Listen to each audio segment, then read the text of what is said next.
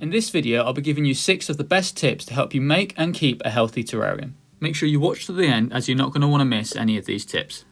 The first tip is to use a drainage layer where necessary. Also known as a false bottom, this layer provides a place for excess water to sit. If excess water was to sit in the substrate, it will quickly stagnate and cause the terrarium to die.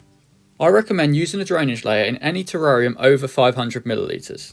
In small terrariums such as this one, it's very easy to control the amount of water in the substrate, making a drainage layer unnecessary. I've made a separate video about this which you can check out after this one, but if you're ever unsure, add a drainage layer. Back to drainage. When it comes to what you can use, my go-to material is Leaker. It's lightweight and very porous. This makes it perfect for drainage. You can also use something like pea gravel, which is a cheaper alternative and still works just fine. And if you're on a budget, you could even find rocks from outside. Just make sure they're not too large. This next tip's an important one. It's to use a quality terrarium substrate.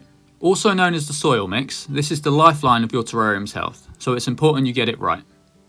Here's the mix I use. 1 part cocoa fibre, 2 parts sphagnum moss, 1/4 part orchid bark, 1/4 part charcoal, and 1/4 part worm castings. All these components come together to make the perfect terrarium substrate. It's resistant to compression, drains well, holds humidity, and provides nutrients for the plants. I'll put some links to all the components in the description so you can make this mix yourself. But if not, most ready-made terrarium substrates from garden centres and plant shops tend to work great. Tip number 3. Use plants that are suitable for terrarium conditions. Unfortunately, not every plant enjoys life in a terrarium. Plants such as this Vertonia and this Peperomia work great in terrariums, and they thrive in the high humidity. Some more great choices are plants like this asparagus fern and this Peperomia verticulata that has these stunning detailed leaves. When choosing plants for your terrarium, it's also good to consider how big and how fast they're going to grow.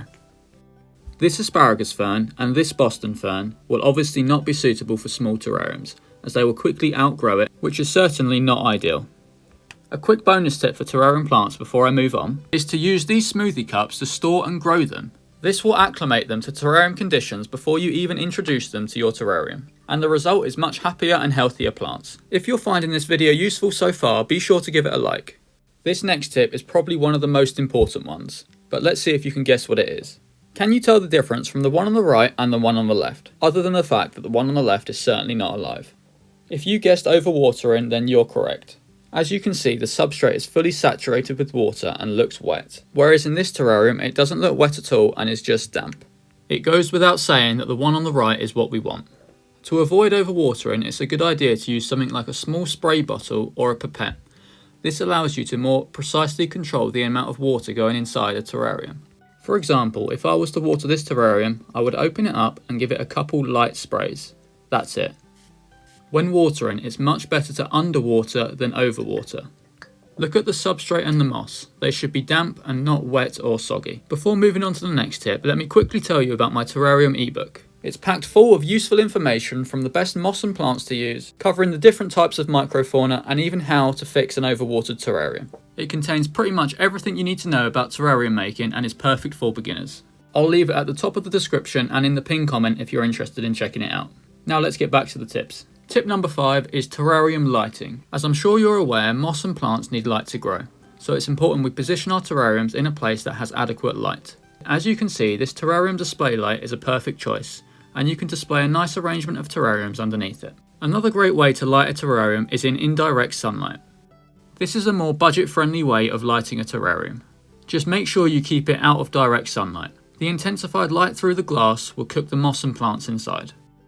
This is the Dragonstone terrarium that I made on the channel a few months ago, and I've been applying this next tip to it, which is one of the reasons why I think it's doing so well. Every couple weeks I open up the terrarium and leave the lid off for 5 to 10 minutes.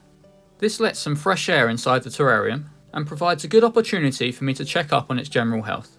If any maintenance is required, I'll do so accordingly. This isn't 100% necessary, and you can still have a terrarium thrive without opening it every now and then, but doing so gives you more chance of success and less chance of things like mould outbreaks occurring, which is extremely common in newly set up terrariums. I hope you found these 6 tips useful and apply them to your own terrariums. Now if you want to learn how to make a terrarium from scratch, go watch this video.